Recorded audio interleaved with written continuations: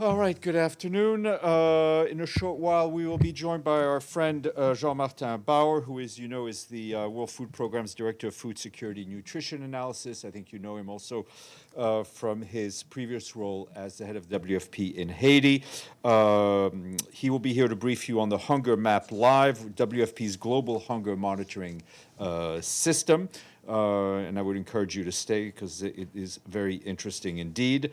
Tomorrow, my guest will be Fabrizia Falcione, the UNFPA's country representative in Sudan, who will brief us virtually to brief us about the situation in Sudan. This morning, the Secretary General arrived in The Hague to participate in the commemoration of the 80th anniversary of the International Court of Justice. That will take place tomorrow at the Peace Palace. This afternoon, the Secretary General just met with the Mayor of The Hague, Jan van Zanen.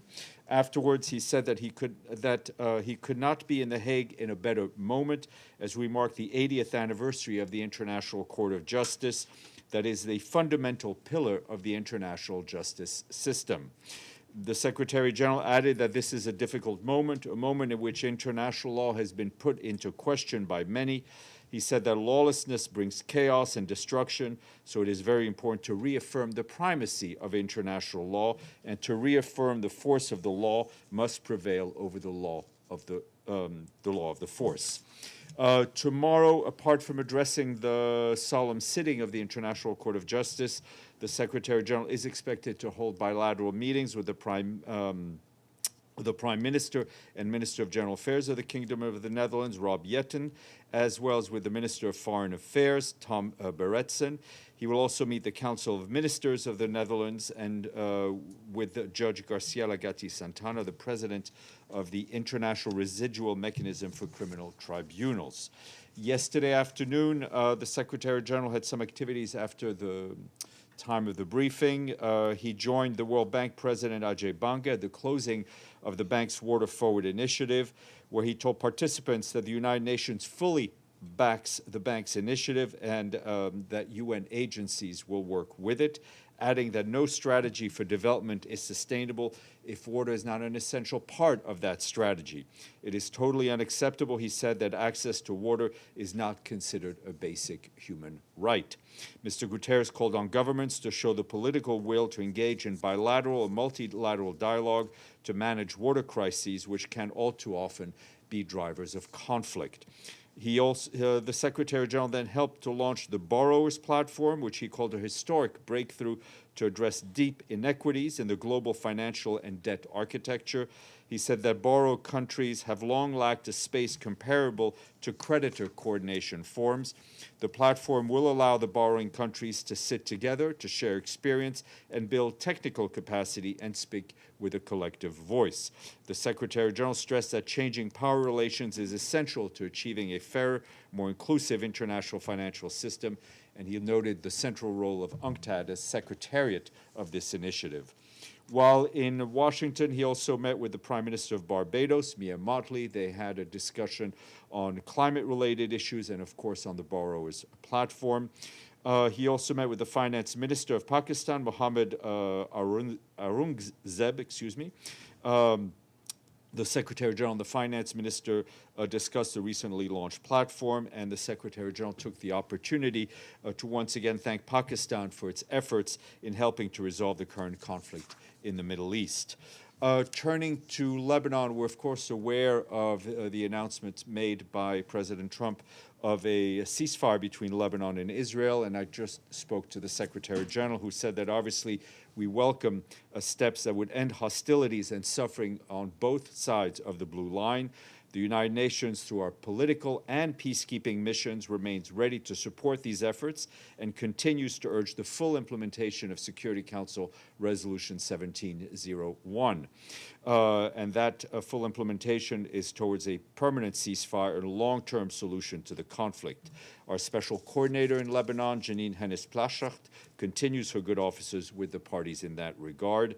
As we've always stated, there is no military solution to this conflict. And in the country, obviously, our humanitarian colleagues can say that the needs are continuing to deepen throughout Lebanon as high-intensity hostilities have persisted, with civilians continuing to bear the brunt of the violence. And in northern Israel, civilians should be able to safely return to their homes. OCHA says that in Lebanon, 1.2 million people have been displaced following sweeping displacement orders by the Israeli authorities, covering about 15% of Lebanon's territory. Fighting around the town of Bin Jabal continues to threaten civilian movements and humanitarian access. Today's strike on the Qasimieh Bridge, which is a critical route to Tyre across the Litani River, has further cut off areas south of that river, and that is impacting more than 106,000 people, as only one crossing is available now, and that obviously will also impact the operations of our peacekeeping force. Attacks on healthcare also continuing. Tebnin Hospital, a key trauma facility in southern Lebanon, so its emergency department and other critical facilities damaged, but it remains operational. Since the escalation, attacks on healthcare have resulted in 88 deaths and more than 200 injuries among healthcare workers. These incidents constitute serious violations of international humanitarian law and severely, obviously, undermines people's access to healthcare at a time where they need it most. Our humanitarian partners also continue to respond in the face of major operational constraints and severe underfunding. Since the 2nd of March, our partners working in water and sanitation have been able to distribute more than 140,000 blankets, 114,000 mattresses, and well over 100,000 hygiene kits. More than 3 million liters of bottled water has also been delivered to affected population. As a reminder, the flash appeal that was launched for humanitarian operations in Lebanon aims to reach 1 million people and requires $308 million, but just over a month later, the appeal is less than 0.25% funded. Critical humanitarian assistance and services are at risk of being severely curtailed or suspended, and the number of people who need aid continue to surge. Turning to Gaza, our colleagues with the Office of the Coordination of Humanitarian Affairs tell us that yesterday our UN teams collected fuel, food, and medical supplies, and clothing and other items from the 2 operational cargo crossings, Karim Shalom, Karim Abu Salam, as well as the Zikim crossing. On Tuesday, humanitarians collected cargo from only Karim Shalom because collection and offloading activities at Zikim have only so far been allowed on alternating days. We wish it was open every day. Meanwhile, our mine action partners tell us that last week they provided education sessions to more than 12,000 people in Gaza City, in Deir al-Balah, and Khan Yunis on risks linked to unexploded ordnances. They remind us that over a dozen accidents injuring more than 30 people have occurred so far since January 1st. Addressing that risk more meaningfully requires clearance to take critical equipment into Gaza and conduct the full range of disposal activities. Restrictions include limitations on the entry of items listed as, quote, dual use or considered non-humanitarians, including equipment needed to dispose of that unexploded ordnance. That continues to hamper our humanitarian response, as you can imagine. Last week, our partners provided nearly 88,000 people with a range of services, including mental health support and sessions on legal rights, reproductive health, and the protection from sexual exploitation and abuse. That's alongside the provision of cash and items to support women and girls with their personal hygiene and well-being. Meanwhile, there are also reports this week of continued attacks on Israeli strikes and shelling impacting residential areas in Gaza, placing more Palestinian civilians at risk. On Saturday, 2 people, including a toddler, were reportedly wounded when a UN school used as a shelter for displaced people in Jabalia camp was hit by gunfire. We once again stress that civilians and civilian facilities must never be targeted and must always be protected. OCHA reports that high levels of displacement continues in the West Bank. The first 2 weeks of April recorded the displacement of some 150 Palestinians, bringing the overall number of displaced so far in 2026 to more than 2,500 people, including over 1,100 children. This displacement is mostly due to settler violence and access restrictions, but it is also linked to evictions and demolitions of Palestinian homes. Turning to Ukraine, our humanitarian colleagues on the ground tell us that between yesterday and today, large-scale attacks across the country have caused multiple civilian casualties and extensive damage to residential areas.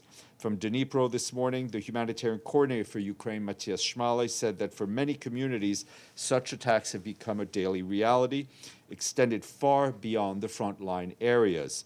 Mr. Schmale reiterated that civilians and those assisting them must be protected under international humanitarian law. Authorities report that 21 civilians were killed, including a child, and some 145 injured. The cities of Odessa, Dnipro, Kyiv were among most affected. Multiple residential buildings, office premises, and a shopping center, and a hotel and a school were also damaged. Hostilities in frontline regions also continue to cause widespread damage to housing and civilian infrastructure, including schools in the Kharkiv region. As you know, the Secretary General has strongly condemned the recent large-scale attacks by armed forces of the Russian Federation against civilians and civilian infrastructure in Ukraine. Such attacks, wherever they occur, violate international humanitarian law and are unacceptable and unjustifiable and must stop immediately. We and our humanitarian partners are mobilized and supporting national responders in search and rescue operations, putting out fires and doing debris clearance. Our partners also delivered first aid and psychological aid to those who need it. Turning to Sudan, this week we marked a tragic milestone. As you know, it's been 3 years since the start of the phase of this conflict. Our humanitarian colleagues tell us that drone attacks continue to claim the lives of innocent civilians. On Tuesday, an attack struck a market in the village of Adikon in West Darfur, near the crucial Adre crossing with Chad. 5 civilians were killed and 4 others were injured. We once again condemn these attacks.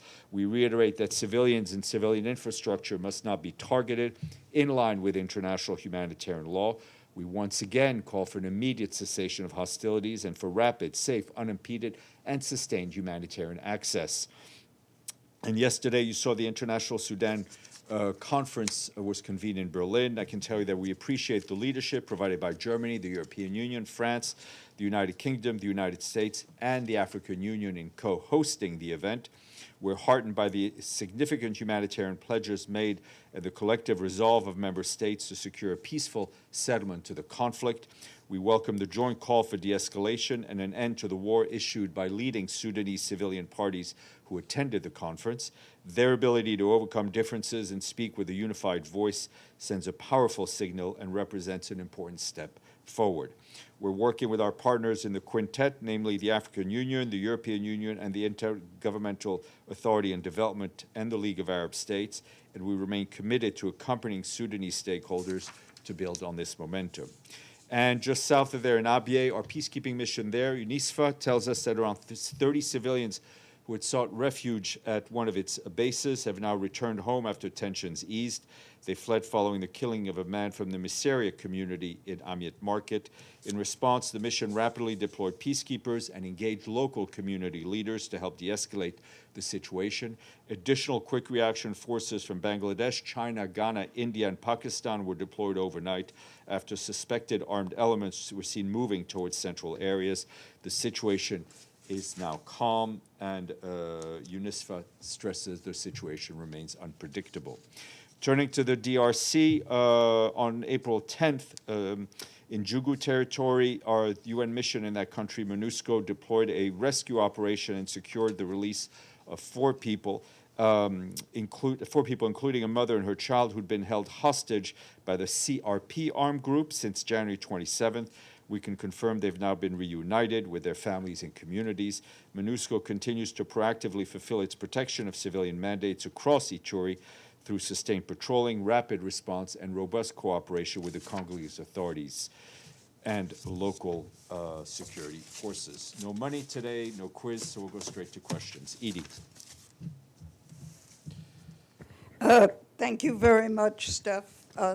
2 questions. I know you said the Secretary General welcomes this 10-day ceasefire between Israel and Lebanon.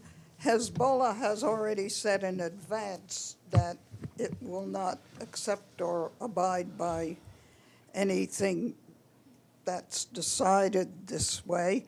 What is the Secretary General's message to Hezbollah? To abide by the ceasefire. I mean, I think the people of Lebanon have suffered tremendously. I mean, every day we outline the impact of this conflict. More than 1.3 million people on the move in such a quick amount of time. I mean, the numbers are staggering.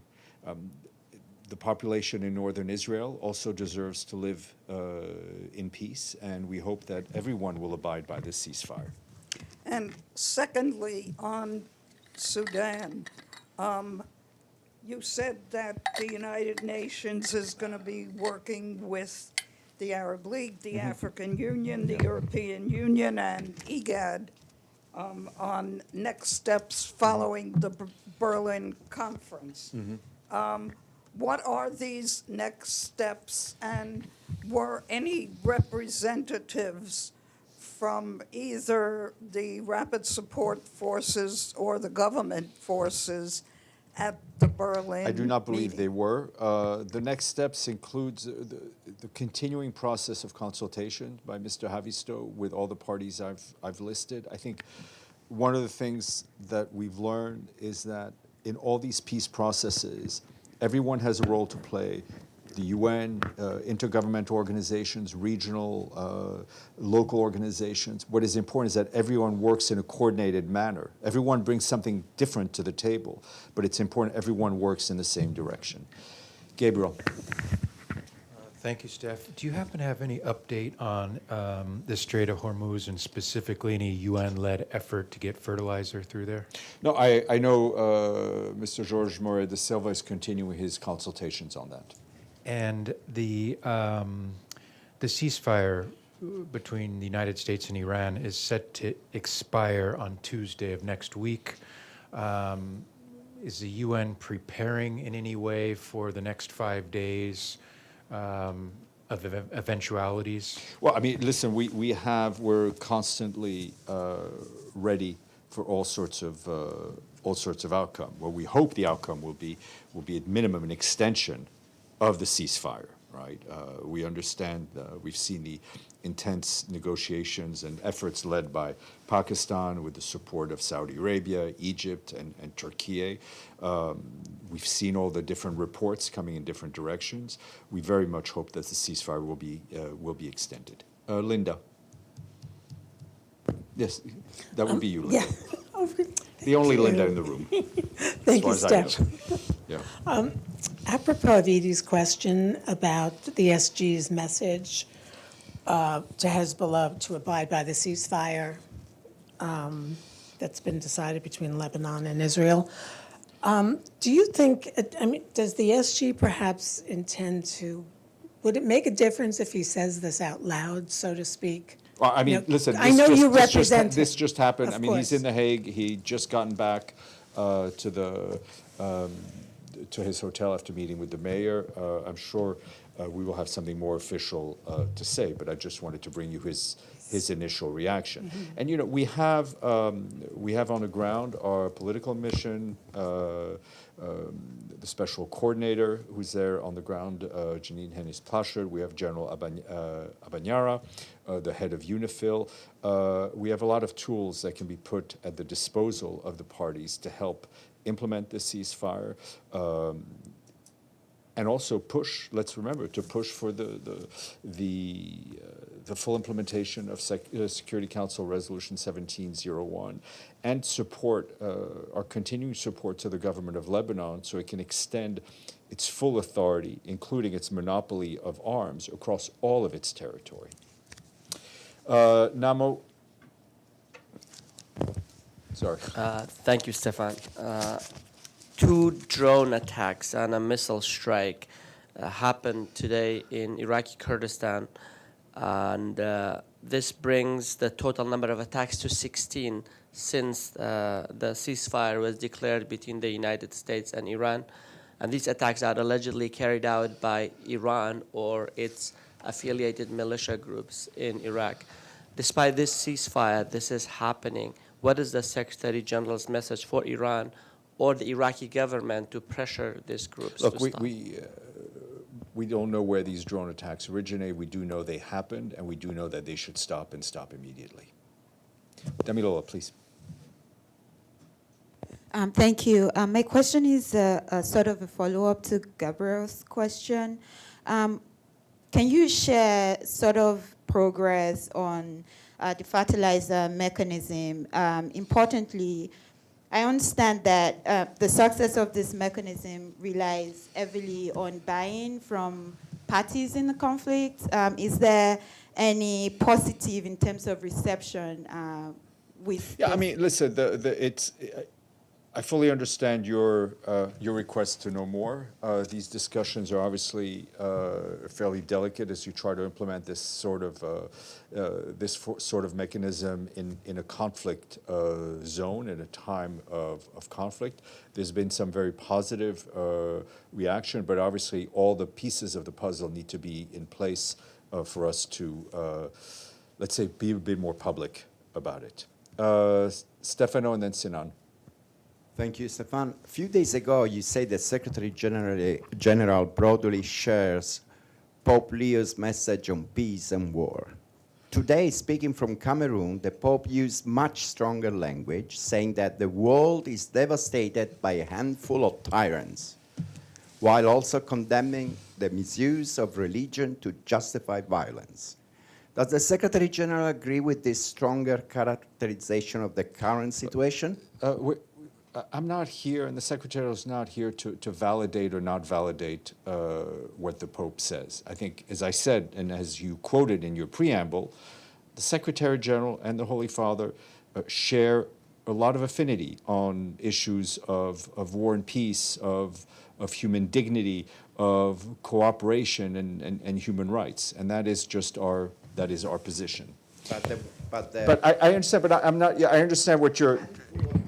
Yeah, listen, I think read what the Secretary General says in his own words about the need of the rule of law over the rule of force. I think you can analyze what all these messages mean. Both of these leaders speak from their own pulpits, so to speak. One has a cross, the other one has a logo of the UN, but I think the messages are in the same line. Sinan and then Sinan, yes, and then Pan. Thank you, Steph. I have a quick follow-up on Iran's attacks on Kurdistan region of Iraq. I mean, the question is, does Secretary General view this as a violation of ceasefire, and does he condemn those attacks? Look, we condemn all and every attack that target civilians. We are not an actual party to the negotiations of a ceasefire. It's not for us to say what is a violation or not. What we do want is to see an end to these types of attack, and immediately. Pan. Thank you, Steph. U.S. Secretary of Defense Pete Hegseth said today that if Iran does not accept a deal, the U.S. military will strike Iran's infrastructure, power, and energy. He used the word accept, not reach. So does the SG has any comments on this? I would repeat what the SG has said. This is a time for diplomacy and not destruction. On that note, I will answer Stefano's question, and then I will ask you to stay for our guest. Yes. Today, UN independent human rights experts have called for a full and transparent investigation in the so-called Epstein files, warning of systemic trafficking of young women and girls at what they describe as a culture of impunity. What is the Secretary General's position on this? I think we have said the same thing much earlier. I'll be right back.